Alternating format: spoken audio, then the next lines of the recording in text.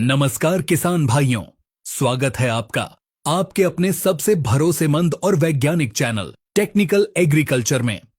आज का यह वीडियो आपकी खेती के इतिहास का सबसे महत्वपूर्ण वीडियो साबित होने वाला है।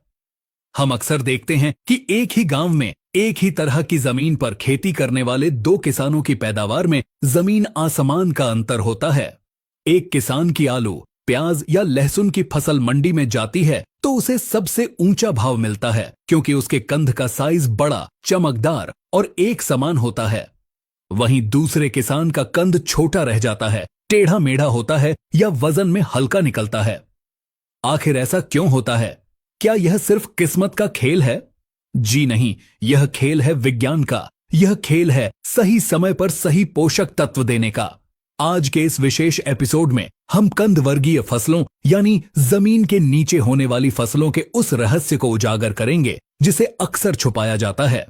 चाहे आप आलू की खेती करते हो, प्याज या लहसुन लगाते हो या फिर शकरकंद, गाजर, मूली और अरबी जैसी फसलें उगाते हो, आज हम आपको एक ऐसा मास्टर फॉर्मूला बताने जा रहे हैं जो हर उस फसल पर लागू होगा जिसका फल जमीन के अंदर बैठता है। हमारी पूरी टीम दिन रात एक करके गहरी रिसर्च के बाद यह सटीक जानकारी सिर्फ आपके मुनाफे के लिए जुटाती है। बदले में आपका एक लाइक और सब्सक्राइब हमारी सारी मेहनत की थकान मिटा देता है, इसलिए अपना प्यार और सपोर्ट जरूर दें। वापस आते हैं मुख्य टॉपिक पर।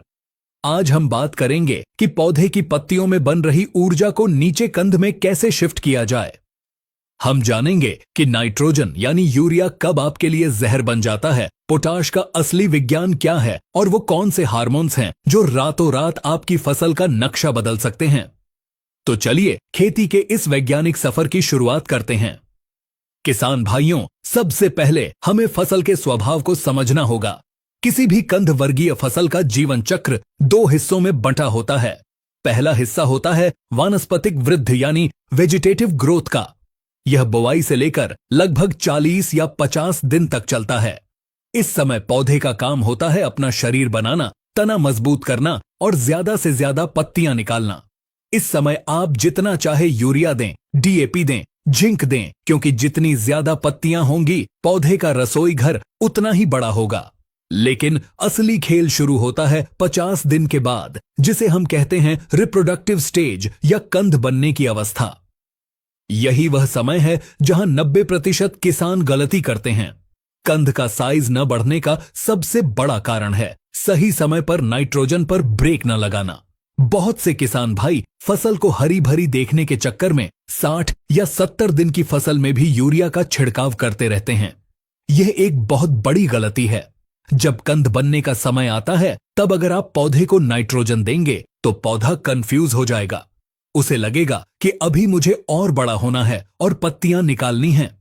नतीजा यह होगा कि पौधे की सारी ताकत, सारी ऊर्जा ऊपर पत्तियों में और तने को लंबा करने में खर्च हो जाएगी और जमीन के नीचे बैठा कंद भूखा रह जाएगा। इसलिए कंद फुलाने का पहला और सबसे कड़ा नियम अपनी डायरी में नोट कर लें कि फसल की आधी उम्र बीत जाने के बाद नाइट्रोजन या यूरिया का प्रयोग पूरी तरह बंद कर देना है। हमें पौधे को अब जवानी से बुढ़ापे की तरफ यानी परिपक्वता की तरफ ले जाना है, तभी सारा भोजन कंद में जमा होगा। अब सवाल यह आता है कि अगर नाइट्रोजन बंद कर दें तो फिर डालें क्या? कंद को फुलाने के लिए हमें पौधे के अंदर ट्रांसपोर्ट सिस्टम को एक्टिवेट करना होगा। वैज्ञानिक भाषा में इसे ट्रांसलोकेशन ऑफ न्यूट्रिएंट्स कहते हैं, यानी पत्तियों में जो भोजन बना है उसे वहां से उठाकर नीचे गोदाम यानी कंद में शिफ्ट करना। और इस काम का सबसे बड़ा ड्राइवर, सबसे बड़ा ऑपरेटर है पोटाश। पोटाश ही वह तत्व है जो शर्करा और कार्बोहाइड्रेट को पत्तियों से खींचकर जड़ों तक पहुंचाता है। लेकिन बाजार में पोटाश भी कई तरह के आते हैं, तो कौन सा पोटाश कब डालना है यह जानना बहुत जरूरी है। जब आपकी फसल, चाहे वह आलू हो या प्याज, लगभग 50 से 60 दिन की अवस्था में हो, यानी जब कंद मटर या नींबू के आकार का हो चुका हो, उस समय उसे फास्फोरस और पोटाश दोनों की जरूरत होती है। फास्फोरस जड़ों का जाल फैलाता है ताकि कंद को फैलने के लिए जगह मिले और पोटाश उसे वजन देता है।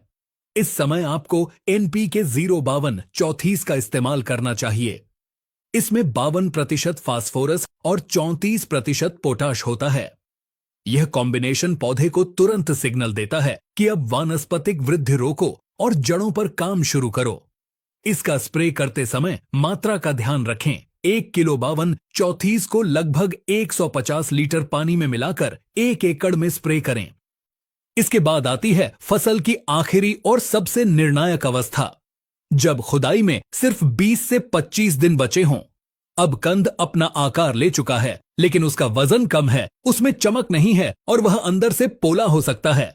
इस समय हमें फास्फोरस भी नहीं चाहिए, हमें चाहिए शुद्ध पोटाश। यहां हम इस्तेमाल करेंगे एनपीके 0050 का, जिसे सल्फेट ऑफ पोटाश भी कहा जाता है। किसान भाइयों, कंद वर्गीय फसलों के लिए म्यूरेट ऑफ पोटाश यानी लाल पोटाश से कई गुना बेहतर सल्फेट ऑफ पोटाश होता है। एनपीके 0050 में 50% पोटाश के साथ साथ 17.5% सल्फर भी मौजूद होता है और यहीं पर सल्फर का जादू काम करता है। आलू में सल्फर स्टार्च की मात्रा बढ़ाता है। प्याज और लहसुन में जो तीखापन होता है, जो उनकी खास खुशबू होती है, वह इसी सल्फर के कारण आती है। साथ ही सल्फर एक बेहतरीन फफूंदनाशक भी है, जो जमीन के अंदर कंद को सड़ने से बचाता है और उसकी भंडारण क्षमता यानी शेल्फ लाइफ को कई महीनों तक बढ़ा देता है। अगर आप चाहते हैं कि आपका प्याज गोदाम में 6 महीने तक खराब ना हो, तो आखिरी स्प्रे में 0050 का प्रयोग जरूर करें। लेकिन दोस्तों, कहानी सिर्फ पोटाश पर खत्म नहीं होती। क्या आपके साथ कभी ऐसा हुआ है कि आलू बहुत बड़ा हो गया, लेकिन काटने पर अंदर से खाली या काला निकला? या प्याज के ऊपर के छिलके फट गए और प्याज 2 हिस्सों में बंट गया? या फिर गाजर और मूली फट गई? यह कोई बीमारी नहीं है, यह है सूक्ष्म पोषक तत्वों की कमी, और इसमें सबसे मुख्य है बोरॉन। बोरॉन को आप कंद का ब्यूटी पार्लर मान सकते हैं। बोरॉन कंद की त्वचा में लचीलापन लाता है, जिससे जब कंद अंदर से फूलता है तो उसका छिलका फटता नहीं है बल्कि फैलता है। बोरॉन भोजन को कंद तक ले जाने में पोटाश की मदद करता है। इसलिए जब भी आप 052-34 या 0050 का स्प्रे करें तो उसके साथ 20% वाला बोरॉन पाउडर जरूर मिलाएं। इसकी मात्रा 1 ग्राम प्रति लीटर पानी रखनी है, यानी 1 एकड़ में लगभग 150 ग्राम। इससे ज्यादा न लें, वरना पत्तियां जल सकती हैं। एक और तत्व है जिसकी चर्चा बहुत कम होती है, लेकिन कंद के वजन के लिए वह बहुत जरूरी है, और वह है कैल्शियम। Calcium nitrate. कैल्शियम पौधे की कोशिकाओं की दीवार को सीमेंट की तरह मजबूत बनाता है। जिस आलू या प्याज में कैल्शियम की पर्याप्त मात्रा होती है, वह खुदाई के बाद पिचकता नहीं है, उसका वजन ज्यादा होता है और वह ठोस पत्थर जैसा होता है। लेकिन एक सावधानी बहुत जरूरी है। कैल्शियम नाइट्रेट को कभी भी किसी सल्फेट या एनपीके खाद के साथ मिलाकर स्प्रे नहीं करना चाहिए। यह घोल फट जाएगा और आपकी मेहनत बेकार हो जाएगी। अगर आप कैल्शियम नाइट्रेट देना चाहते हैं तो उसे अकेले स्प्रे करें या जमीन में पानी के साथ दें। अब हम बात करते हैं आधुनिक खेती के उस हथियार की, जिसे प्रगतिशील किसान इस्तेमाल करके रातों रात अपनी फसल बदल लेते हैं। इसे कहते हैं पीजीआर यानी प्लांट ग्रोथ रेगुलेटर। कई बार ऐसा होता है कि हम खाद भी सही डाल रहे हैं, लेकिन मौसम में नमी होने के कारण या गलती से ज्यादा यूरिया डल जाने के कारण पौधे की हाइट रुकने का नाम नहीं ले रही। पौधा मस्ती में बढ़ता जा रहा है और नीचे कंद छोटा है। ऐसी स्थिति में हमें पौधे को जबरदस्ती रोकना पड़ता है। इसके लिए हम ग्रोथ रिटार्डेंट का इस्तेमाल करते हैं। इसमें सबसे मशहूर नाम है पैक्लोब्यूट्राजोल। बाजार में यह कल्टार या ताबोली जैसे नामों से मिलता है। यह रसायन प्याज, लहसुन और आलू के लिए किसी वरदान से कम नहीं है। यह पौधे के अंदर जिब्रेलिन हार्मोन को बनने से रोकता है, जिससे पौधे की लंबाई वहीं की वहीं रुक जाती है। और जैसे ही लंबाई रुकती है, पौधे की सारी जमा पूंजी, सारी ताकत डाइवर्ट होकर सीधे कंद में चली जाती है। इसका असर 3 से 4 दिनों में ही दिखने लगता है, लेकिन इसे इस्तेमाल करने का एक सही समय और सही तरीका है। पैक्लोब्यूट्राजोल का इस्तेमाल तभी करें जब आपकी फसल 80 से 90 दिन की हो चुकी हो और कंद लगभग 70% बन चुका हो। अगर आप इसे बहुत शुरुआती अवस्था में डाल देंगे तो कंद का विकास भी रुक सकता है। इसकी मात्रा बहुत ही कम होती है। 15 लीटर के पंप में मात्र 3 से 5 मिलीलीटर। इससे ज्यादा डोज लेना खतरनाक हो सकता है। अगर आप पैक्लोब्यूट्राजोल का रिस्क नहीं लेना चाहते तो आप लिहोसिन का उपयोग कर सकते हैं, जिसमें क्लोरमेक्वेट क्लोराइड होता है। यह थोड़ा हल्का होता है और इसे 0.50-2-34 के साथ मिलाकर भी स्प्रे किया जा सकता है।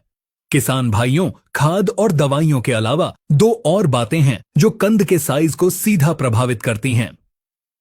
पहली है मिट्टी का पोलापन। कंद जमीन के अंदर फैलता है, उसे फैलने के लिए जगह चाहिए।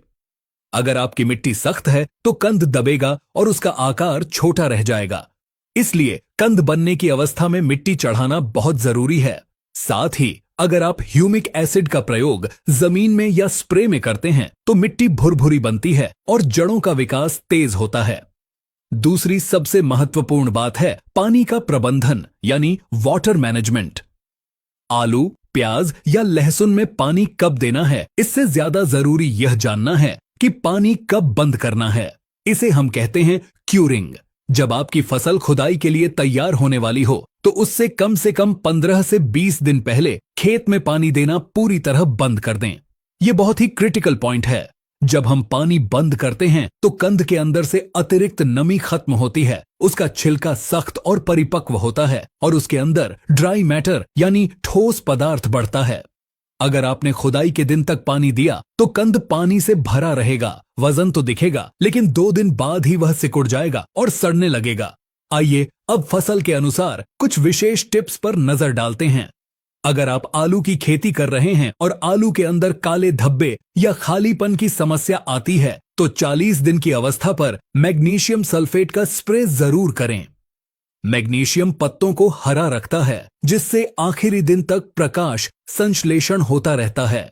अगर आप प्याज की खेती करते हैं तो ध्यान रखें कि जब तक प्याज की गर्दन 50% तक अपने आप न गिर जाए तब तक उसकी खुदाई न करें। गिरी हुई गर्दन इस बात का सबूत है कि पत्तियों ने अपना सारा भोजन कंद को दे दिया है और अब उनका काम खत्म हो चुका है।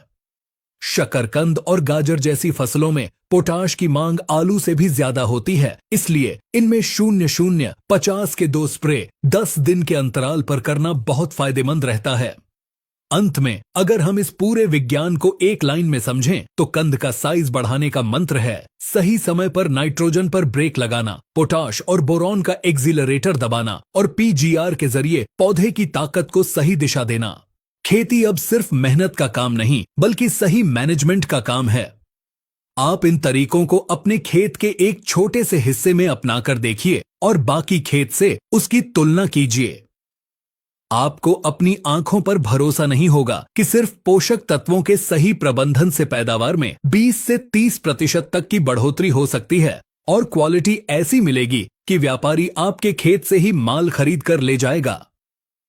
हमें उम्मीद है कि कंद वर्गीय फसलों पर दी गई यह विस्तृत और वैज्ञानिक जानकारी आपके खेती के काम को और आसान और मुनाफेदार बनाएगी। यह जानकारी बहुत कीमती है, इसलिए इसे अपने तक सीमित न रखें। इस वीडियो को अपने उन सभी किसान भाइयों, दोस्तों और व्हाट्सएप ग्रुप्स में शेयर करें जो आलू, प्याज, लहसुन या सब्जियों की खेती करते हैं।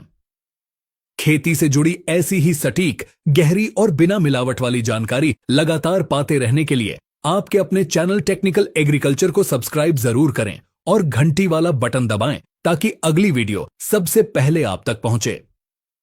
आप हमें फेसबुक और इंस्टाग्राम पर भी फॉलो कर सकते हैं, लिंक नीचे है। खेती में आपको अभी और किस समस्या का सामना करना पड़ रहा है, बेझिझक हमें कमेंट में बताएं। आप बस टॉपिक का नाम लिखें, उस पर पूरी रिसर्च और सटीक जानकारी लाने की कोशिश करेंगे। मिलते हैं अगले वीडियो में एक नई जानकारी के साथ। तब तक के लिए स्वस्थ रहें, मस्त रहें और अपने खेतों में सोना उगाते रहें। धन्यवाद। जय जवान, जय किसान।